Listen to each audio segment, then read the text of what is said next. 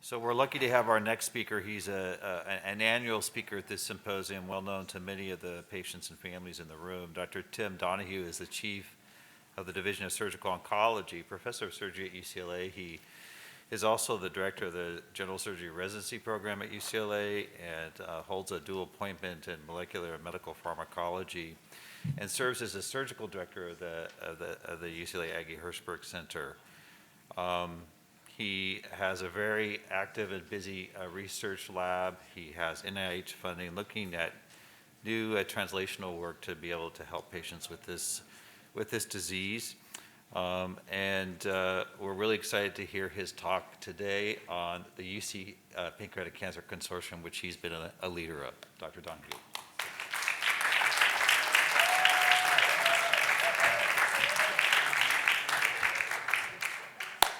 Hey everybody. Thanks for staying. It's a beautiful Saturday outside. Thanks, Joe, for the introduction. Dr. Hines for the introduction. Dr. Hecht. So he walks through the back. That was a really great talk. It's a really great talk. Yeah. Okay, we're going to talk about the UC Pancreatic Cancer Consortium. Aggie has asked me to talk about this. Aggie is actually the head of our patient and advocacy group in the UC Pancreatic Cancer Consortium, and when we were putting this together, we could think of no better person than to lead that group than Aggie Hirschberg. So thank you very much, Aggie. All right, so what is the UC Pancreatic Cancer Consortium? It's just that. It's all the, when Janet Napolitano was president of University of California, she convened a group and essentially wanted outside entities to look at all the UCs as one group or one entity. And so asked all the UCs to start working together. We have, and we really have in pancreatic cancer, in part because most individuals involved in researching or treating pancreatic cancer across the University of California sites really like each other and get along. So it was very easy to start working together. But if you think about it, there are 5 NCI, National Cancer Institute accredited centers in the University of California system. There's only, I think, 41 or 42 nationally, maybe 51 or 52 nationally. So a large proportion.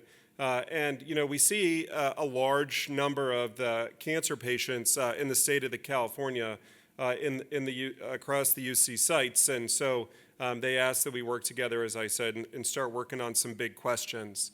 Here's the leadership of our group, the UC Pancreatic Cancer Consortium, myself, as well as others at UC Davis, UC Irvine, UC San Diego, and UCSF. Our mission and vision is to unite scientists and clinicians across the UC cancer centers committed to pancreatic cancer research and treatment in a highly collaborative environment that accelerates the progress and impact of our work, and to improve the lives of persons diagnosed with pancreatic cancer by translating innovative research into improved clinical care. Here's our timeline. We first got together in 2018. You can see we met at UC San Diego, then we met at UCSF, and then we met here. We hosted a meeting here, and everybody from the other sites totally fell in love with this building. So now they always all want to come back here to meet at UCLA. We did meet at UC Davis in March of 2020, and this was actually at the exact same time that the first COVID patient in the United States was hospitalized at UC Davis. Little did we know what was ahead of us. You can see we then went virtual for a while. But during that time, we didn't let progress stop. We kept working together. We recruited an executive director. We established a shared biorepository across all the different University of California. So we have a linked database. We started monthly research virtual seminars, which are still really well attended. And then, as you can see, going towards 2019, 2020, we started getting together to plan grants, which we've submitted together, like SPORE grants. And you can see what are working together and what time has done to the collaboration over time, where there are more and more grants that are being submitted on the top there, very large collaborative grants being submitted. And also, we've been pretty successful at philanthropy and raising money for our consortium across the sites. Here's a summary of the money that we've raised through pilot grants from the UC Cancer Centers, through philanthropy to the UC California Consortium to put together this large NCI SPORE grant. UC San Diego supported a launch grant to help us work together, biobank funding from the UC San Diego Cancer Center support grant of $100,000. So really adds up, and very proud of the progress that we've made as a group working together. Some of our accomplishments to date: multiple research grants have been funded. We've completed some collaborative projects together. Springboard to other funding. You can see here Guido Eibel here at UCLA has NCI PO1 funded and worked with the consortium to help with this grant. This is one scientist at UCSF who's gotten 3 NCI R01s, and she's leveraging various samples and data from the consortium as part of those large NIH grants. We have collaborative papers that we're publishing together now. And you can see here we have submitted large programmatic grants to the NCI, including a SPORE that takes a few times submission in order to get funded. But this is like a $15 million grant that we're going for, and we keep getting it better and better and better. And they are very much so understanding that it's not just a single institution grant, but it takes even more to get us to all play in the sandbox. Essentially, what we've decided as a group and committed to each other is that we're going to exchange ideas and samples and data in a north-south fashion, and we're not allowed to fly east or west at all to collaborate elsewhere. One project that I'd like to talk about and highlight is a canopy, this thing called the Canopy Cancer Collective. We recently received a $1.5 million grant from the Canopy Cancer Collective. It's $500,000 to each of UCSF, UCLA, and UC San Diego. And I'll describe it because it directly impacts and highlights some of the work that we're doing here in the UCLA Aggie Hirschberg Center for Pancreatic Diseases. Canopy was started by a foundation called the 1440 Foundation, which is up in the Bay Area, Silicon Valley, a billionaire philanthropist whose wife developed pancreatic cancer. And what it aims to do is implement integrated multidisciplinary care for all patients with pancreatic cancer. To do so, this cancer collective or institutions that have received funding from them, they are helping us, coaching us with various tutorials and people to work with to create what we're calling a sustainable learning network. We're going to all learn from each other how some places do something better versus the way that we do it in order to really improve the clinical care for patients with pancreatic cancer. You can see in 2020 there were 6 institutions selected. We didn't find out about it until after they were selected, but once we did, we jumped right in, and proudly UCLA was selected as one of the sites. So in essence, what's Canopy trying to do? They're trying to, they have select institutions, health systems, hospitals, academic medical centers, and they're helping us with infrastructure for a database and information technology for shared learning. We have a clinical quality improvement registry for research, and they're helping us with data management. And people, clinicians, patients, researchers, administrators, kind of when you put this all together, hopefully it will result in improved outcomes and well-being by the orders of magnitude for patients, safer and more reliable care processes, and more actionable data to improve the care and real-world data for research to improve the care and prognosis of patients with pancreatic cancer. Here are the institutions across the country that were selected for the Canopy Cancer Collective. We're clearly at the top here, but there are multiple other of our peer institutions that we're working with on a very frequent basis to learn from them and to teach them. UCLA, our overall canopy goals, on the left there, we have a integrated practice unit at the Aggie Hirschberg Center for Pancreatic Diseases. It's a heavily resourced clinic where surgeons and medical oncologists and gastroenterologists, radiation oncologists all see patients together. And now, because of work we're doing with Canopy, we have a designated nutritionist who's in our clinic with us. We have a genetic testing program. Dr. Heck talked about sequencing. This is germline sequencing with blood, but we are doing that, as I'll show you, in 100% of our patients. We have genetic testing services available in the clinic, and we're working to boost our clinical trial participation. That's in our highly resourced clinic here at Westwood. But UCLA has a very large health network that extends from San Luis Obispo down to Laguna Beach in Orange County. And one of the objectives that we want to do through Canopy and through their help and through this work we're doing is as much as possible to standardize the care that we're giving across the whole UCLA health network for our pancreatic cancer patients. That thing on the right is the tremendous challenge, but we're chipping away at it, and I'll show you one project that we've started that hopefully will lead to even more. So I said everything really starts with data and databases, and Canopy has helped us form a clinical quality improvement database.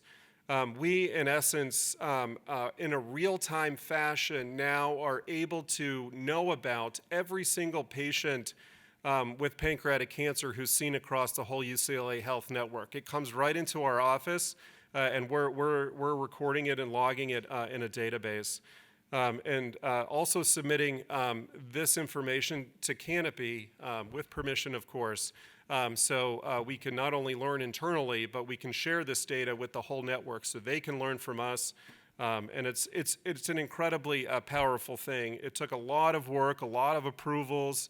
Dr. Heck talked about the red tape here, and we were able to get through it and are really excited about the power of what we're going to learn from the data that we're just starting to collect now.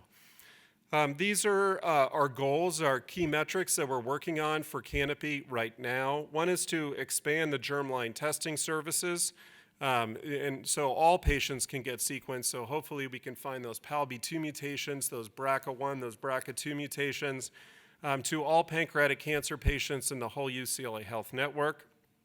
Second is to increase the percentage of patient referrals for clinical trials. We ideally want every single one of our patients in some clinical trial. As you know, we need to learn so much more about this disease, and I think that this is a real opportunity to enroll everyone, obviously, with their consent in clinical trials.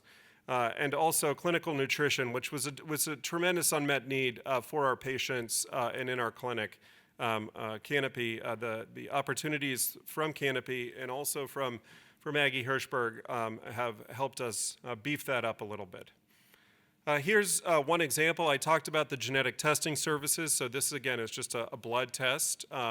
The NCCN, National Comprehensive Cancer Network, about 2 or so years ago, came out with a recommendation that all newly diagnosed patients with pancreatic cancer should get germline testing. To look for those mutations, those inheritable mutations that affect so much, not only potentially their own treatment, but also screening programs that other members in their family might need to be enrolled in. And we weren't doing it. We weren't doing a particularly good job at it. You can see there in 2019, in the red, there were only 22 patients that were seen by our genetic testing services here at UCLA. But we changed and we implemented a very rigorous and stringent program with a lot of dedicated effort, resources, personnel, and the help of the Cancer Center and various others. And you can see from 2020 to 2022 on the right there, we now are capturing 97% of patients who are getting germline testing. These are just patients that are seen in that Westwood clinic, that heavily resourced integrated practice unit clinic that I talked about. But our next goal is to expand this across the whole UCLA Health network. So Dan Greenwald's over here, one of our oncologists from Santa Barbara. I'm sure he's sending his patients for germline testing, but we want to make sure of it, and we want to make sure that all patients across that network are getting the same standardized care for pancreatic cancer. They all deserve the same chance as folks who are seen in Westwood or are seen in Santa Barbara. Through this clinical quality improvement database in collaboration with the hospital, we are, as I said, every 2 weeks learning about the patients who are seen with a pancreatic cancer diagnosis. And we are then informing those patients through their UCLA Health MyChart of resources and opportunities for them to be able to get germline testing. All they have to do is click on a link, and they watch a video, and there's a consenting process, and they just need to click a yes, and then we're sending them out a sputum collection test in order to get germline testing. So this is going all the way from San Luis Obispo to Laguna Beach. And this is a very complex slide, and because I just wanted to show you the point that this was a complex process just to get this first thing through, but an opportunity that's been presented to us because of Canopy. Increase the number of patient referrals to clinical nutrition. We now have a dedicated nutritionist who's in our clinic. She's awesome. She's so good with patients, and it's been such a real benefit to have her there. But she's providing nutrition assessment and intervention through pre-op and post-op phases of surgery. We have a handoff process now. When patients are discharged from the hospital, she's informed of them, because most folks aren't seen in the clinic for 2 weeks or so after they're discharged from the hospital. That's one of their potentially most vulnerable times for nutritional issues or to become malnourished. She's reaching out to them and monitoring and making sure that they're thriving at home, but also, screening patients in the clinic for malnutrition, educating them, setting personalized nutrition goal with the patient. She just taught us the other day that I guess it's currently recommended that all patients who have pancreatic surgery be automatically placed on pancreatic replacement enzymes for at least 6 months after their operation. We weren't doing that, but now because of her expertise, we're doing that now as part of a routine discharge process for our patients from the hospital. In addition to these tremendous clinical opportunities from the Canopy Foundation, they also have a grants program. Xiaoping Li, who spoke with you earlier, was awarded a grant from the Canopy Foundation, which is including the other UC sites. We have a bunch of other individuals from other UC sites who have also submitted proposals to Canopy. So more opportunities that have come through Canopy, which we got as a result of our collaboration across the University of California system, and have so much to offer to teach these other institutions because of our Aggie Hirschberg Center for Pancreatic Diseases and our integrated practice unit. These are just other avenues for collaboration across the UC Pancreatic Cancer Consortium. I talked about the various grants that we have. We have Clinical Trials Consortium. There are a few studies that we're discussing right now, including one that we're going to open soon on adenosine signaling that is going to be open at UCSD and UCLA, which is a very scientifically driven clinical trial. We have research sharing. As I said, we have a linked tissue bank now with the Hirschberg Tissue Bank at UCLA, and through the work that Sarah Dry, our chair of pathology, has done here in order to help us with that virtual tumor bank, and industry collaborations at the bottom there. Here's an example of intercampus data sharing. This is a project that's being done now primarily by Becky White at UCSD, but we've all jumped in to collaborate, and its impact of COVID on the presentation of pancreatic cancer, so the impact of COVID on pancreatic cancer presentation and treatment, and we have linked all of our patients with pancreatic cancer across the UC site to increase the rigor of this experiment. That's a project that's being done and have an ability to do so relatively easily and in a straightforward fashion with our IRBs or institutional review boards because it's other UC sites. So this process has been tested. So really excited about opportunities at the UC Consortium or the UC Pancreatic Consortium. The other 5 NCI-accredited cancer centers across the state of California. Very, very powerful. As I said, we see a number of pancreatic cancer patients, a number of cancer patients. We can learn from each other in a north-south fashion, and we can also learn from all the other institutions in the Canopy network in an east-west fashion to improve treatments and improve care delivery for our patients with pancreatic cancer and at the Aggie Hirschberg Center for Pancreatic Diseases. So thank you so much for the opportunity to talk today. Be happy to answer any questions, and it's wonderful to see all of you in person. It's been far too long.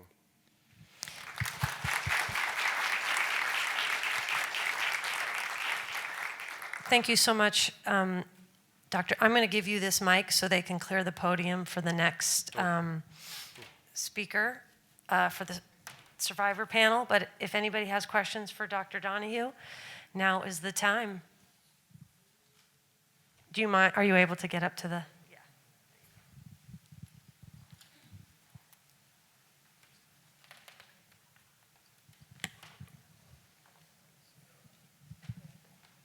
How many pancreatic cancer clinical trials are available at UCLA, and what percentage of patients are in them, and how does the oncologist decide what trial to put a patient in?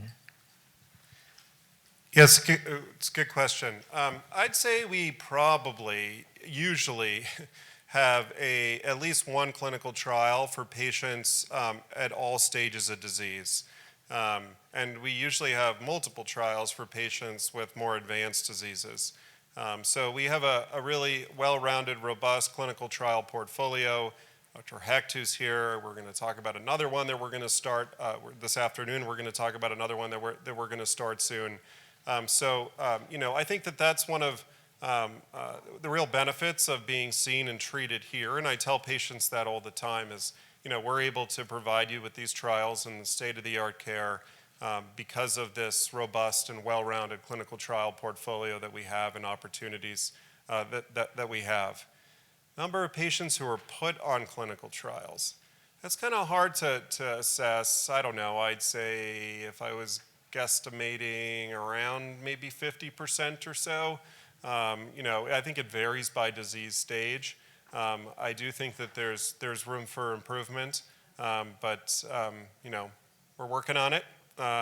We have a big group. We have multiple oncologists, and we're continuing to evaluate all the various attractive trials and potential state-of-the-art care for our patients. This person is asking, they had surgery at a different institution, but is UCLA still available to them as a treatment center? Oh, yes, absolutely. Yes, absolutely. Yeah. We'll take you anytime. We don't discriminate. Yes, by all means. And that even includes for clinical trials that are happening at UCLA, folks who are not UCLA patients can still get in. Anyone can become a UCLA patient at any time. Yes, okay. So we'd be happy to see that patient. And we oftentimes encourage folks to come to us. They may have received surgery elsewhere, perhaps in the community, and are welcome to see us at any time for our care, our standard of care, and also our innovative care with our clinical studies. Wonderful. Thank you. Sure. Okay. Thank you very much.